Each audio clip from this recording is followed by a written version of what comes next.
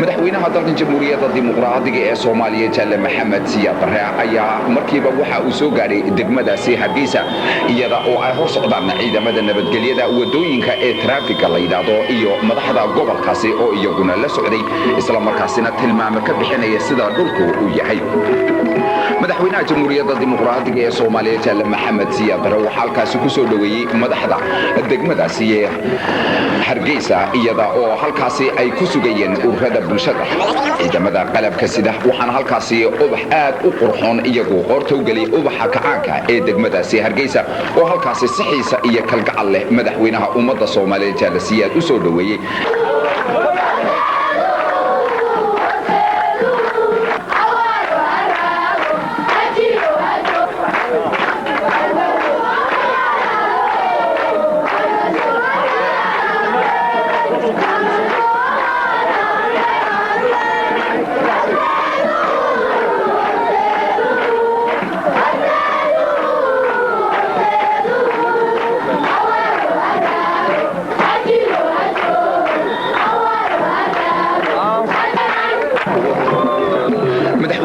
jamhuuriyadda dimuqraadiga ee Soomaaliya Jaale Maxamed Siyaad Barre intii uu joogay Hargeysa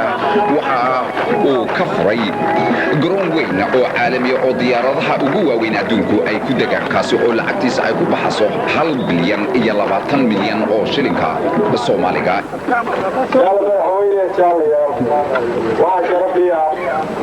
magaca wasaaradda awlaadu inaan maanta halkan ugu soo dhaweyno inaad bismilayso bilowgii garoonka cusub waxaan jeclaan lahaa garoonka cusub garoon hore ma jiro garoonkii hore waa baaba'ay wax lagu degi karana maa waa ogtiin garoon cusub oo caalami ah oo diyaaradaha adduunka kuwa ugu waaweyn ku degi karaan gobolka waqooyi galbeed magaala madaxdeedii inaan kugu soo dhaweeya sharafiya adigoo ku maadsan iyadoo la fulinayo awaamirta ayaa saaka halkan waxaa diyaar u ah wasaaradda howlaha guud iyo wakaaladdeeda inay bilaabaan hawl dhismaha cusub ee garoonka Hargeysa Jaale madaxweyne iyo fiiranaantii ama firfircoonaantii adhiidihii iyo dhaqanka u ahaydeen oo ay nooga muuqatay taminay run ahayd shirka halkaa ku shirtanahay maaha mid beenbeen yani waxa weeye mid aynu ku dhisanayno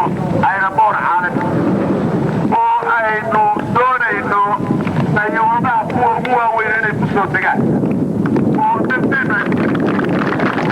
ama socod xawli dheer xawli adag حول الليل القرب مركع إليه بالنظر إليه معيك مكان أي رجال القدر مركع حتى بهي العرس وعمل منه تنظروا